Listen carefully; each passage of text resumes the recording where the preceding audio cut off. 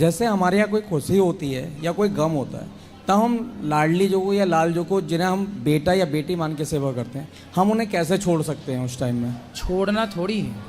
नहीं गुरुजी, जैसे हमारी आदत है उनका भोग लगाना, उन्हें शयन कराना, सब काम कराना, लेकिन ऐसा तो ये अवसर इसलिए आते हैं ताकि हमारी आस्था की, हमारी श्रद्धा की, हमारी भक्ति की परीक्षा हो सके। कैसे? देखो, भगवान, बच्चे यदि घर में छोटे छोटे हैं जी, तो बच्चों से उनका भोग लगाया जाए, बच्चों से लगवाया जाए। गुरुजी हमारे यहाँ तो ऐसा हुआ था, जब मेरे पापा जी का हुआ था, देहांत हुआ था, तब 15 दिन के लिए, जैसा हमारे यहाँ है कि हमने ठाकुर जी को कुछ भी नहीं हुआ, या कभी ऐसा होता है कि किसी और के यहाँ भेज देते हैं, हाँ। बट उस टाइम में ठाकुर जी घर पर ही थे, लेकिन उनकी कोई भी सेवा नहीं हो पाई। वो मुझे अंदर ही अंदर बहुत बुरा लग रहा था। नहीं, घर में छोटे बच्चे होते हैं ना, उन दिनों में भगवान का स्पर्श वो करें, भगवान की सेवा वो करें। जी गुरुजी। छोटे बच्चे होते हैं, घर में कोई दूसरी स्त्री होती है, इसलिए संयुक्त परिवार का ही विधान भारत में रहा है। जी, हम लोग सब परिवार संयुक्त परिवार रहते थे पहले, अब बिखर गए हैं, एक हो गए हैं। तो छोटे बच्चे हैं या कोई आसपास के लोग हैं, भाई विधान ये है कि स्पर्श नहीं करना। ये हम और आप नहीं बोल रहे हैं, ये वही भगवान खुद बोल रहे हैं वेद में कि भाई उन दिनों में स्पर्श नहीं, दर्शन हो, मानसिक पूजा हो। जी, जो मर्यादाएं हैं वो अपने लिए ही हैं और अपन ही उन मर्यादाओं का। देखो, भावनाएं अच्छी बात है, पर भावनाओं में भी मर्यादाएं बनी रहें। जी गुरुजी। जो नियम है वो ना टूटे। तो वो नियम मतलब नियम है। तो वो पुरुष, इसलिए हमारे यहाँ पूजा छोटे बच्चे कर लें, पुरुष वर्ग कर ले, घर में दूसरी महिलाएं कर लें, न कोई नहीं है तो आप भगवान जी के सामने बैठिए जी, और उनको स्पर्श मत कीजिए और ऐसा भाव बनाइए, हे प्रभु आप स्नान स्वीकार कीजिए भाव से। इसी बहाने आपकी भाव की भक्ति स्टार्ट होगी। देखो, आप हे प्रभु आप स्नान कर रहे हैं, फिर उनका वस्त्र श्रृंगार कर रहे हैं, आप उनका श्रृंगार करिए भाव से, मन से। हरिदास जी क्या करते थे? जितने बड़े बड़े साधक हुए हैं उन्होंने शारीरिक पूजा नहीं की, मानसिक जो हम बता रहे हैं।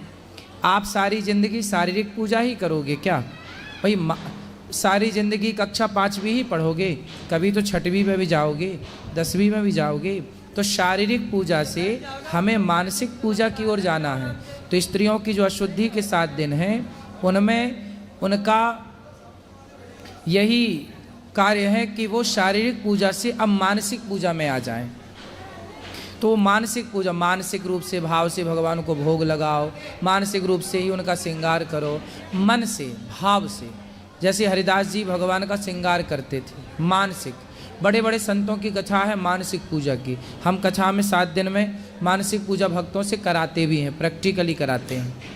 तो वो मानसिक पूजा करना है। जैसे आप घर पर बैठे हैं और भाव बनाइए कि हम गिरिराज जी की परिक्रमा लगा रहे हैं, भगवान तक ये शरीर कभी नहीं पहुंचता, समझिए बात। आप शरीर से कितना भी कपड़ा पहना दें, भोग लगा दें, पर ये नहीं, मन ही पहुंचेगा। आपका शरीर भगवान तक नहीं पहुंचेगा, आपका मन ही पहुंचेगा। इसलिए मन से पूजा। इसलिए राम जी क्या बोलते हैं? राम ही केवल प्रेम प्यारा। हमें क्या चाहिए? प्रेम। और प्रेम कैसा? भगवान का मन से, मन भगवान में रहे, तन संसार में रहे। तो ये जो विधान हमने और आपने नहीं बनाया, प्रैक्टिकली है कि वो मानसिक पूजा ही होती है उस समय। गुरुजी एक प्रश्न और है मेरा। हाँ, भगवान सब कुछ जानते हैं। मैं लाडली जी को, लाल जो कि 20-25 साल से उनके दर्शन करता रहा हूँ, उनकी सेवा करता रहा हूँ। मैंने हमेशा उनसे प्यार किया है।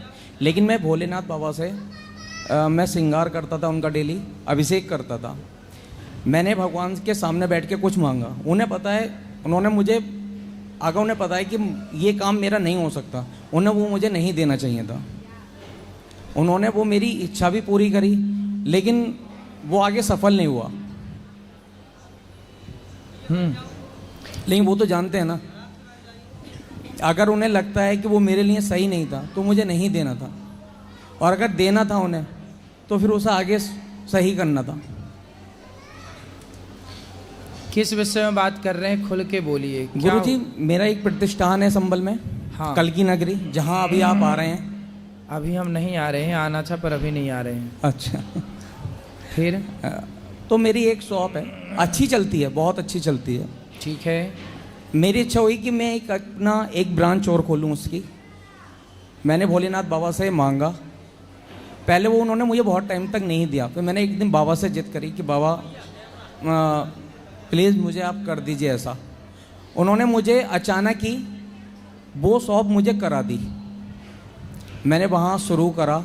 इसी 18 नवंबर को मैंने वहाँ उसका प्रतिष्ठान की ओपनिंग वगैरह की, लेकिन वहाँ से मुझे वो सब कुछ नहीं मिला जो मुझे अपने पहले प्रतिष्ठान से है। मतलब वो दूसरा वाला शॉप लॉस में जा रहा है एक तरह से।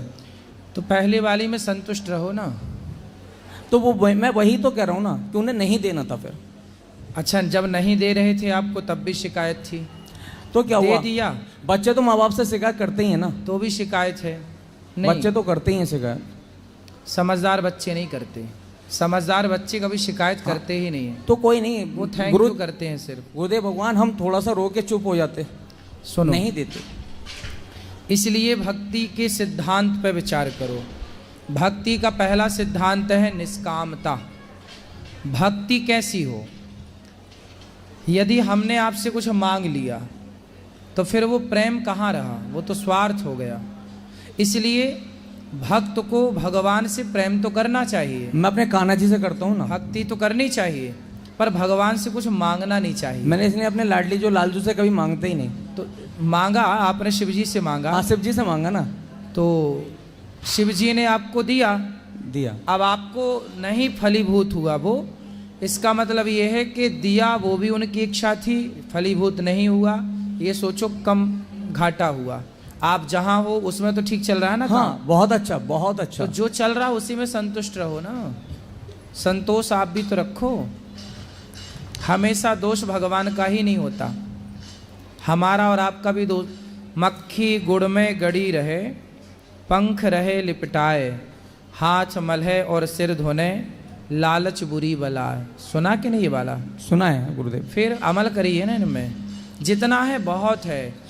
शिकायत तो लेके आप आए हैं, आप इसका धन्यवाद एक बार भी नहीं दिए कि प्रभु जो नहीं चला उसकी शिकायत तो है, पर जो चल रहा है उसका नहीं गुरुदेव धन्यवाद। भगवान, ये मैं उन्हें बोलता हूँ हमेशा, उनसे बस दोनों बातें करता हूँ। एक ही बात कीजिए कि हे प्रभु बस आपका धन्यवाद। तेरे फूलों से भी प्यार, तेरे कांटों से भी प्यार।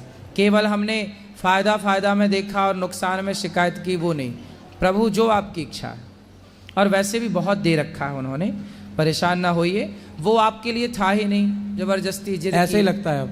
जबरदस्ती जिद की आपने, भगवान ने दिलाया। कोई बात नहीं, उसे जाने दो, जो है उसे संभालो। गुरुदेव, जैसे लास्ट प्रश्न, जैसे दत्तात्रेय जी ने 24 गुरु बनाए थे, हाँ, क्या हम लोग भी जैसे आम संसार में वो भी बना सकते हैं? दत्तात्रेय जी ने शिक्षा गुरु बनाए, ना कि दीक्षा। जी। एक होता है दीक्षा गुरु जो एक होते हैं, पर शिक्षा गुरु बहुत हो सकते हैं। मेरे दीक्षा गुरु आप हैं। तो शिक्षा गुरु बहुत हो सकते हैं। किसी से भी, हम चींटी से भी सीखते हैं, हम हाथी से भी सीखते हैं। मेरा कहना यह है गुरुदेव कि जहाँ मुझे जिनसे जो बात अच्छी लगती है मैं उन्हें ग्रहण गुरु करना चाहिए। चाहे वो कोई भी है, कोई एक भी आम इंसान भी है, उनकी मुझे बात अच्छी लगी, मैं उन्हें हमेशा गुरु बोलता हूँ। दत्तात्रेय जी की 24 गुरु हैं, हमारे और आपके 100 गुरु भी हो सकते हैं, कोई बड़ी बात नहीं है। जहाँ से सीख मिले वो अपना गुरु। राधे राधे गुरु। खुश रहिए।